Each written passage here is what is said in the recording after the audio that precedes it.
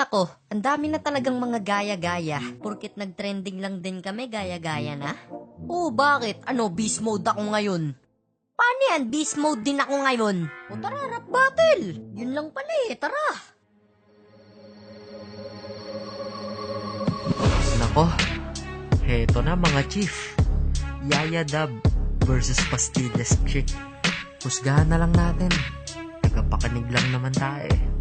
Ako unang maglalapag, sino ba ang papalag? Yung mukha mo parang 30 na suntok ang sinalag. Pag ako'y nakatingin sa mukha mo yayadab, parang nakatingin ako sa nagsasalitang bayag. At ako ay mataas, ikaw na may mababa. Kailangan ni Panday ang tinataglay mong baba. Kasi naman lintik, baba mo sa pagkahaba.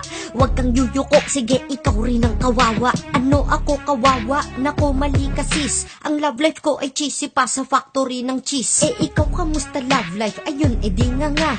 Iniwan lang ng boyfriend, nagpa-interview ka na? Sana nagreklamo ka na lang dun sa barangay nyo. Kasi wala naman kaming pakidyaan sa buhay mo. Kaya wag kang mag-feeling na artista ka. Unang banat ko pa lang to girl, pero panis ka na.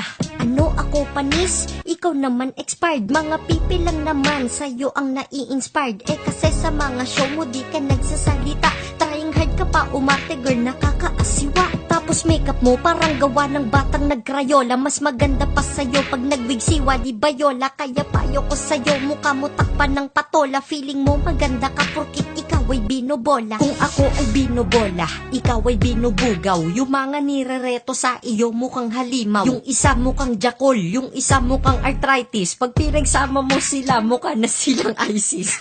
Kala mo, love life mo nagiging sweeter. Hanapan na pala ng pag-ibig ngayon ng Twitter. Ganyan lang talaga galawang mga desperada. Kawawa ka't apidaig mo pa si Esperanza. Kung ako si Esperanza, ikaw na si Pulgoso. Kapag nag-toothbrush ka pang mumog mo galing sa poso. Kaya hindi ka nagsasalita sa mga show mo. Kasi pag naampoy hininga mo nag-i-slow mo. Paligid ng tao, daig mo pa ang mayroong beke. Lahat sa'yo ay peke, tapos wala kang dede. At ang tanging nagdala lang naman sa'yo si Alden. So kung wala si Alden, wala ka din.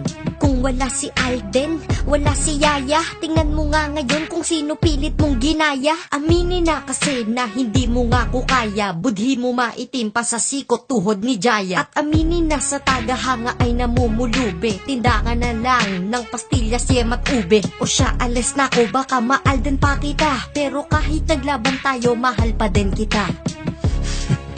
Kita nyo? Peace lang kami. Binabati nga pala namin si Hambog ng Saga.